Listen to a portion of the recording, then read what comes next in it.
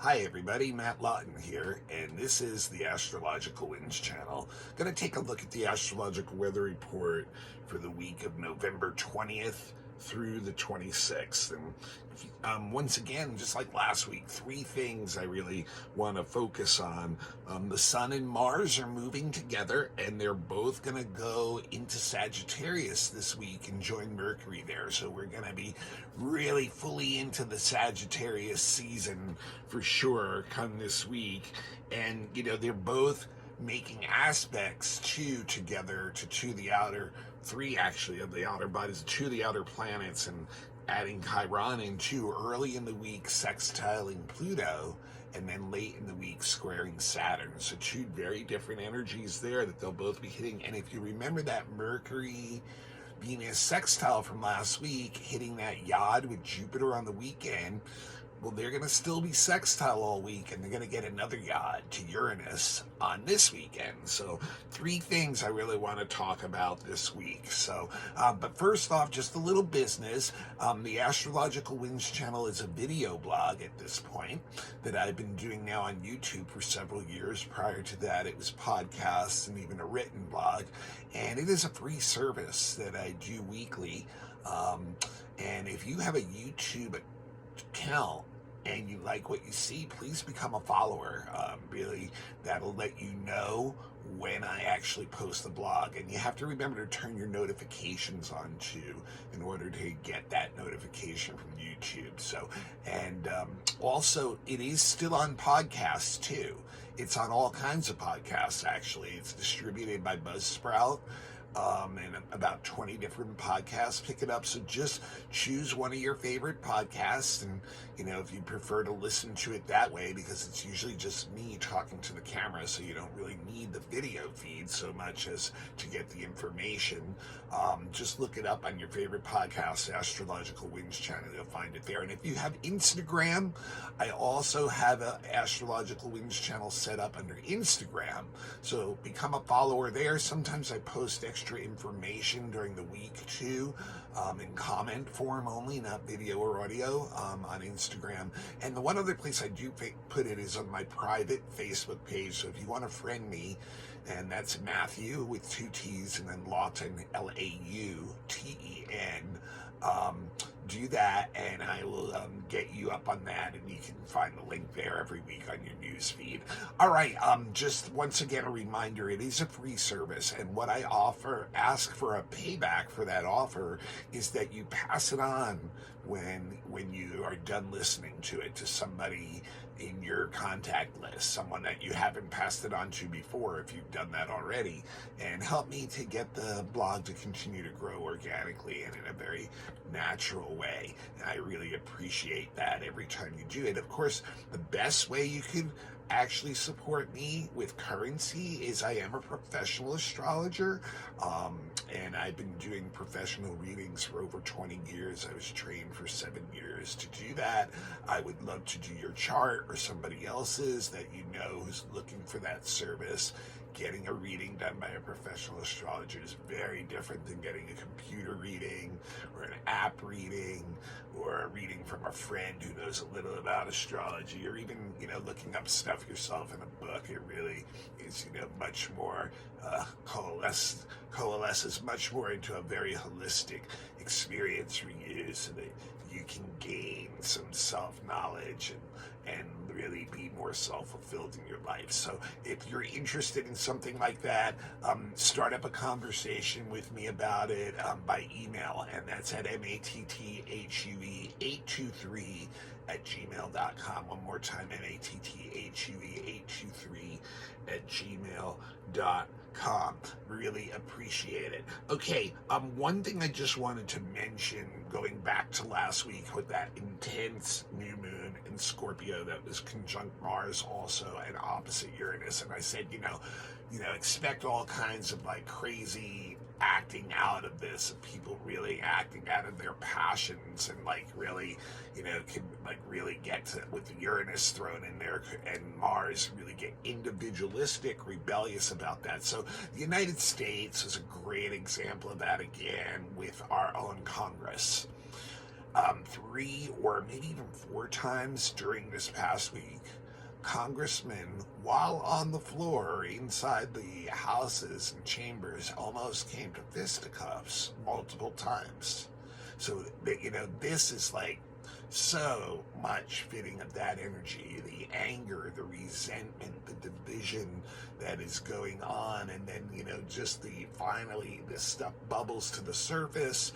Mars involved too, double ego, can't control self because of Uranus, strike out against your opposition, your perceived opposition. That is the opposition of Uranus to your sun, Mars, which, is you and your emotions there too. So really just, and then the sad case with the U.S. too, going through its Pluto return, is showing that we are in the midst of a change in our government and the way things are going. And this is just another example or symptom of an underlying complete transformation of the U.S. and the way it's functioning as a country, and the way, and really with Pluto shows the decay once again, the shadow, but really decay of that system in that scorpionic energy of that Pluto has, and then under the influence of this new moon in Scorpio, just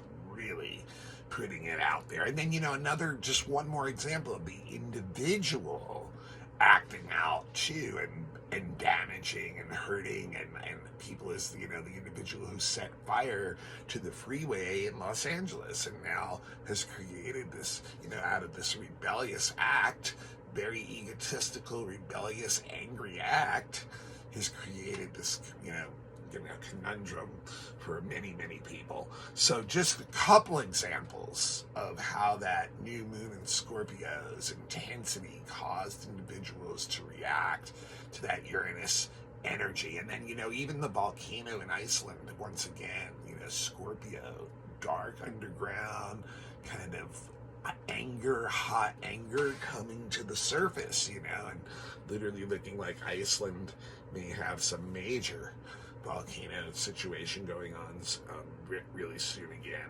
or beyond what's going on now. Okay, let's get to this week. There's like those 3 things I really want to get to, and in the interest of trying to keep us within a half hour here, which doesn't seem to happen very much. So the Sun and Mars traveling together, they're at the end of the Scorpio energy now, right near the end of where the time is. So they're gonna hit Pluto. Remember, Pluto's right at the end of Cap, right? It's like just turned direct not too long ago, October 10th, causing a lot of issues, or helping cause, I shouldn't say causing, but helping to add to the cause of a lot of things. And then at that critical degree where we're really being shown how bad, like, the Capricorn control energy and the shadow side of it can be, and really seeing that on the world stage, obviously, in the wars going on and things like that. But here, both the Sun and Mars reaching the end of Scorpio, and therefore are hitting a sextile to that Pluto on Monday and Tuesday this week. So this is really good energy, and at that critical degree, it shows that there should be some really deep lessons and insights that we've gotten at this point to what really motivates us, and that opportunities should come up that allow us to act on what we now are clear about what our motivations are. So this is like, actively moving to reform situations, to change situations, to transform situations, to evolutionize situations. This is going to give us opportunities to do this, and this is going to bring some self-empowerment in and bring us the ability to use our power and influence not only to better our situation, but to help out others too who are in our sphere of influence. So this is a really good time to clean up messy situations, because we've gotten the insight into how that's happening, and we've accepted the reality of that situation too, and we've learned some lessons from it. So now we can do some fixing up. We can get things moving. We can activate things. And I'll tell you too, with Pluto, we can do this individually, right? Like we have power to move a lot, and like I said, with the sextile, it's benefiting other people around us too, which Pluto absolutely requires if you want to work well with that energy. But if you can work with groups together with this energy, it is very powerful. It's kind of like how group consciousness is always more than a sum of its parts. I know a lot of you guys probably have had those experiences. Well, it's very similar with actions with this energy for these couple days, that if you can get a group to coalesce around this energy, it can be very focused and very thorough, and it can really move a lot of energy, very strong, deep movement of the energy. So great time to upgrade your plans, get your goals readjusted for the long term based on what you've learned, and it's going to make them better. It's going to make them, you're going to be more clear about what your objectives are, and what your motivations are and what your purpose is. And therefore that creates successful endeavors. And as long as you're sharing that, whether you're doing the work individually or with a group, it is going to bring success. So very critical time. And what's great about it too is Mercury is trining Chiron at the same time. So this shows the troubled mind can get some healing, some calming, some ability to feel better about things. And I think this will just be in direct result of using these opportunities to clean these situations up and be able to get out of the judgment mind so much, and be able to be more in the flow and more tolerant, and then the ability to use our words for each other and even for ourselves to help each other instead of persecute and judge each other, So really, this is strong energy at the beginning of this week, and it really is the best energy of the week too. So it's a sextile. Sextiles, they're opportunities that come, in this case, are going to come to us. They're going to come to us, these ones. And we have to decide whether to act on them or not. But the energy is definitely there to do it. So I think many of us will, because many times the problem with sextiles is you don't take the opportunity. Well, they just come and go. And it'll still be a good day, but you didn't really gain much when you had the energy in your favor. So this is really a time where I think with the Sun and Mars both there, we'll be pretty motivated to jump on whatever we're seeing to do this. Now, like I said, both traveling together. By Wednesday, the Sun goes into Sag, and then on Friday, Mars always moving, a little slower than the Sun, actually. It's even about half the speed of the Sun, really. And so it will go into Sag on Friday, and so Sag time of the year, Mercury's already there. It's the adventure time of the year. It's when we're really motivated to break into new territory, to leave old things and old routines behind. We have a desire for new experiences, and behind that desire for new experiences is to gain more knowledge, to expand our knowledge base, to upgrade our values and our ideals based on that expanded knowledge that we get. But we're really into freedom for ourselves and freedom for others. Much greater tolerance for others, therefore, because we want that freedom. We're willing to give freedom to others too. It's a very cutting edge energy.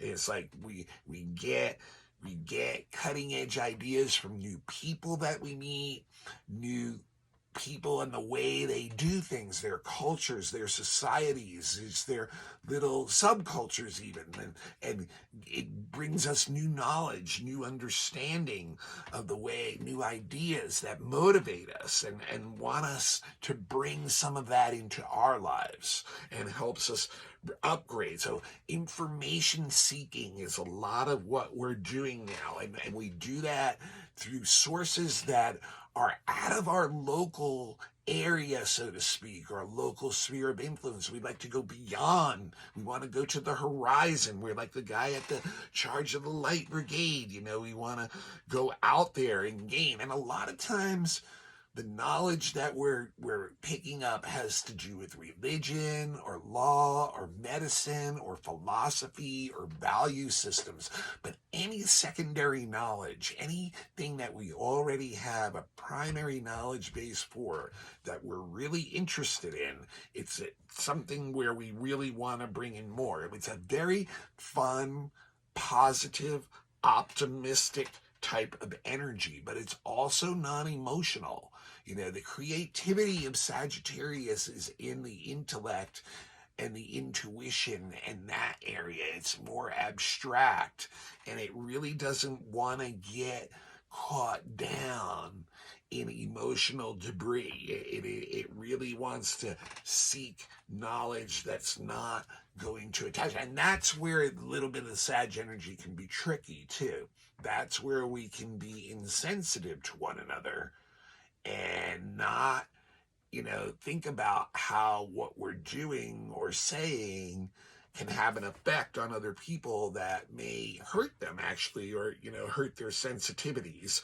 And then also at Sag, when you talked about Mercury going into Sag, jumping to conclusions, too quick about doing things like that and just, getting pushy on that level, and then realizing we were too hasty in what we were doing. And then of course the other itch for Sag is always like, can someone else take care of the details? I've got much more important things to do here. Can't you see? I've got the big picture, but these little annoying things down here, I need someone else to deal with. Overlooking details, that's the thing.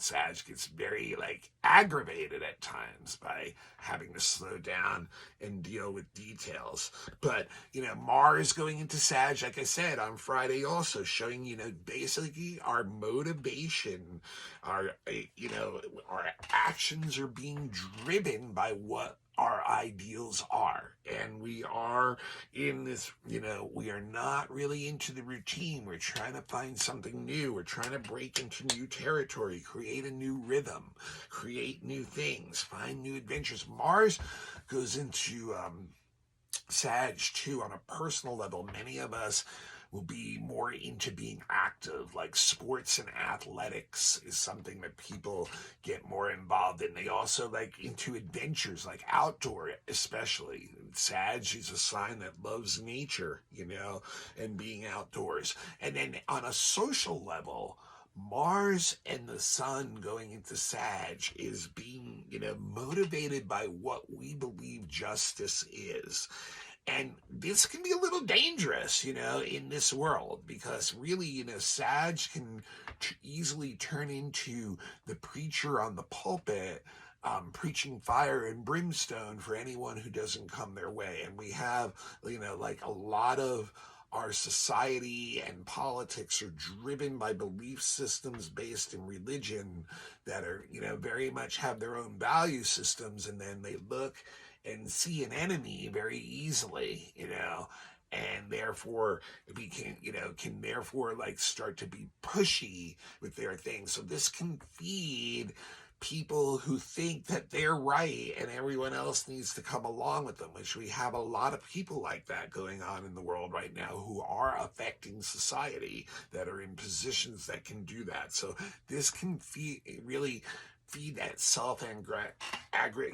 building up that, just building up of the self-importance, to levels that it's not just it's not pleasant to be around or have to deal with the actions that those who are doing that performing and the results of those actions. So very intense energy. But what's interesting is they both run into a square to Saturn right away. Now that is like very different from that sextile to Pluto. This is all of a sudden like throwing a pail of cold water on the flame of the beginning of Sagittarius and making the first few days of Sagittarius very, very non-Sagittarian, actually, like restrictive, almost feeling like, wow, like I can't do what I want to do right now because there's so many things I have to do that are based on my real world reality, the duties I have to my family, my work, my society, my other people around me are just bringing a damper down to my reality of wanting to do this Sag energy and push forward. So this can be really in many ways depressing, so on Thursday through Saturday they'll both be squaring Saturn, and it's going to be a reality feedback. You're going to feel like duties are restricting you, other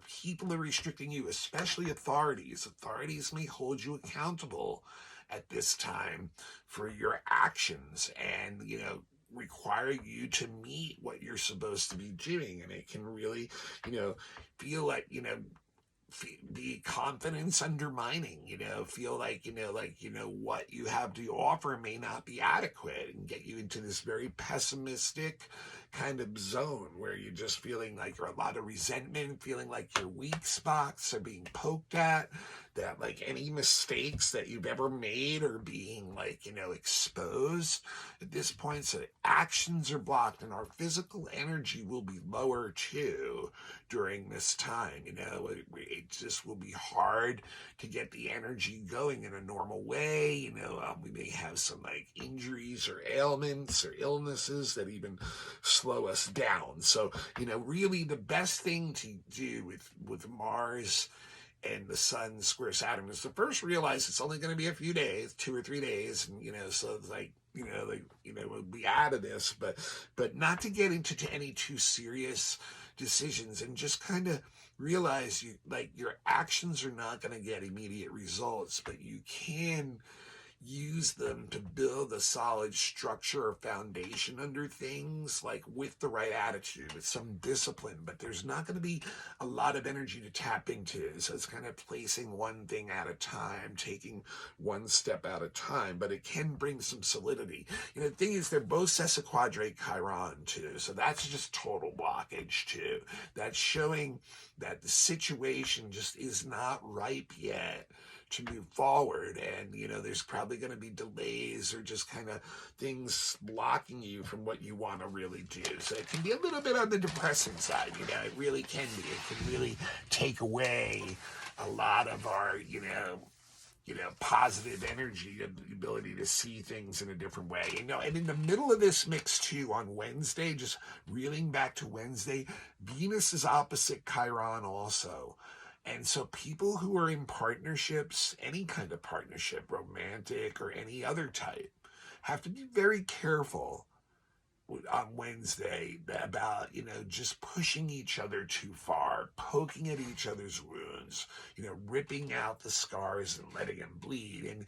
And because you can really do some serious damage to your relationships, in all honesty, under that. You can really hurt each other, poke at sensitive spots in insensitive ways, so be aware of that going on too. Now, Friday through Sunday, we have that Mercury is still sextile Venus all this week, and last week we had that Jupiter yod, which I said was a very odd yod, and I don't know if you guys had some odd situations with it. I definitely did myself on the very days it happened. Two very positive things that the universe just brought me that I was not expecting, which is like the way yods work. Yods, like I've said before, they're like much more fatalistic of an aspect than others. They're pointing us in a direction that we cannot normally get ourselves going into without some kind of push from external forces. So that's what we've got going on again with Mercury and Venus again, which once again, choosing two of the better planets. One of them's a beneficial planet, one of them is neutral, that will go along with the beneficial ones when it's attached to them. And so that's good. They're in a positive aspect with one another, and they're still about as far apart as they can be. It's really the furthest aspect they can make. It's that sextile. So they're both going to quincunx Uranus this week instead of Jupiter. Now, last week, obviously, Jupiter's the other beneficial planet. So that yod was like both beneficial planets and a neutral one. Uranus, like Mercury, goes from neutral, but then, depending on what attitude is towards change, for many of us, Uranus can be a very stressful planet because it does bring in change, and it brings in change very suddenly. For people who don't like change, Uranus is stressful. For people who do like change, Uranus is not so stressful, So what is this yod going to do? Once again, I think there's going to be things, energies that push us or that literally give us some kind of creative intellectual stimulus, some kind of new ideas that come into our mind and have us wanting to reform things in our life, reform our schedule, reform the way we do our time, reform the way, the rhythms of our life, things like that. And so what it is, it's going to force us. It's the yod. It's going to be things that force us to do that. And like I said, how your attitude is really makes you feel like it's negative or positive. If you're resisting that, then it's kind of going to be annoying probably and get you nervous and ratched up and edgy. If you're not resisting it, you're probably going to be pretty excited about it. And then you can see the creative potential of it. And this energy is like a lot. It's very like mathematical. So like technological or scientific. So the mind can really come up with very creative energy on that level. Okay. And then the other thing is too, under this yod, if you're doing like some kind of public speaking that weekend coming up, then you can really have a strong influence on other people. Like you can really get people thinking and speaking and like really get a good rapport going with your audience, where the ingenuity and the ideas, like that group mind, just takes it to another level. So that can be something to really set yourself up with. But just remember, Mercury and Uranus together can, if you're not disciplining yourself and having the right attitude about change, can get us very jumpy, can get us very edgy, can get us unfocused, and scattered. And, it brings a lot of inventive energy, but it can really, really like scatter it out in a lot of different directions. So that's, something that, have to be careful of. But like with the Venus there are the ability to have like creative partnerships with people on these intellectual levels. So that's something else to look for too. But once again, both Mercury and Uranus are not going to be dragged down by any like emotional content. They're more interested in like the evolution on the intellectual level that's going on with this. And interestingly enough, Mercury is also trining the North Node this weekend coming up too. So that really shows once again, yes, if you can find the right people to that share, you can really have some incredibly intellectually stimulating ideas, parried back and forth, that can really feed, where you want to go creatively with your mind, and just like do it with groups again too, because once again, just like what I was talking about with the Sun-Mars thing, the Sun-Mars-Pluto thing, it can be even greater, the energy's effect, when you can do it with groups. All right, that is what I got for this week. This is Matt Lawton. This is the Astrological Winds channel. It's a free video blog. And that being said, if you'd like to become a patron and give a donation. None is too small. My Venmo handle is the symbol @ with Matthew with a capital M and then 2 T's, so @ Matthew, and then a hyphen in the middle, Lawton, Lautem, with a capital L. And like, no amount is too small, guys, with a Patreon. If everybody even gave me $1 that was motivated to do that, it does cost me a little bit of money to actually put the blog out. So, would love to just, if you're feeling like that's something you're able to do and you're motivated to do it, no pressure, but, definitely would love that. And as I've said before, it's, the number one thing you can do for me is to pass the blog along to someone else that even if you've done that many times before, please do it again. The blog continues to grow in a very organic fashion because of that, with people who are really into it. It's not, just some passing phase or something for many people. I know for some it becomes that, but yes, hopefully some of those people check back in. Maybe that's you today. The other great way you can really support me is when you need professional astrology services. I've been a professional astrologer for over 20 years, and, did 7 years of training to do that after 9 or 10 years of learning of astrology, and would really love to help you or someone out if you need your natal birth chart done by a professional astrologer, which I recommend. You bring it with you everywhere in your life, and having the wisdom and knowledge of it can bring so much more self-fulfillment to you, and the ability to be stronger about your decision making, things like that. But every year around your birthday too, I recommend you get a predictive reading. It's just like this weather report I give every week for all of us, except it's for you for a year. If you have some specific question, like need a new job, whatever it may be, you can look into chart work for that. If you have a child that you would like to do their chart, you understand how to connect with your kid better, and learn about the bigger events coming up in their first 20 years of your life, and do that. Relationship charts, what's brought people together, the experiences you're having now that you've been together for a while.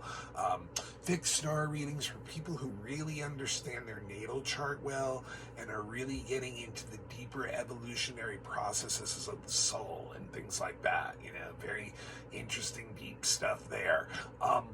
Relocation astrocartography if you're thinking about moving somewhere else. Elections if you're thinking about starting some important new thing, business, marriage, lining up the time for the best time for that, for success. Horary if you're looking for some answer to some emotional question you just can't seem to get the answer to. You can sometimes find that in your chart. And if you have a group and you need a lecture, a workshop, a class, mini readings for your event, I do things like that too. It can be even done, on Zoom. It doesn't have to be like physical, so it can be done anywhere in the world. Also, beginners classes for those who'd be interested in that. All those things start up the conversation. Doesn't cost you a thing. Email me, matthuey823@gmail.com. matthuey823@gmail.com. All right, time for some adventures in the Sag time of the year. See y'all guys next week, and we'll be having a full moon next week in Gemini.